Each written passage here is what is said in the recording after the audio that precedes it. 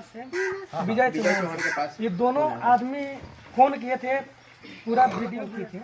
बोल रहे थे कि मेरे पास आइए। विजय चौहान भी सोशल मीडिया पे पोस्ट भी किए हैं, इंस्टा पे है, इंस्टाग्राम। अरे बहुत ज्यादा बन गईला तू। क्या नाम हुआ बाबू आपका? ब्रजेश राणा। ब्रजेश राणा अस्थायी पता? यूपी से।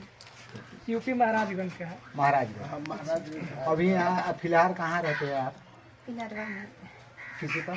सदाम भैया के पास। सदाम भैया। ऐसे टैलेंट आपके पास कैसे आ गया? मतलब बहुत पहले से ही, मतलब बचपन से ही हमारा आवाज़ ऐसा है। और मतलब घर के लोग बोले कि मतलब दवा कराने के लिए, तो हम बोले कि नहीं, जो हमारा आवाज़ है हम इसी हिसाब से। तो आप बहुत ज़्यादा फेमस हो गए हैं और बस पब्लिक का सपोर्ट है, और अगर ऐसे ही सपोर्ट रहा तो बहुत जल्द एक अच्छे प्लेटफॉर्म पे भी पहुँच जाए। चाचा जी इनको मतलब शिल्पी राज से विजय चौहान के पास ये दोनों आदमी फोन किए थे, पूरा वीडियो भी है सोशल मीडिया पे। खुद शिल्पी राज फोन पे वीडियो कॉल किए थे। बोल रहे थे कि मेरे पास आइए। विजय चौहान भी सोशल मीडिया पे पोस्ट भी किए हैं, इंस्टा पे है, इंस्टाग्राम। अरे बहुत ज्यादा तो टैलेंट था, ये तो देख रहे हैं हम लोग, ये लड़का में टैलेंट बहुत ज्यादा है।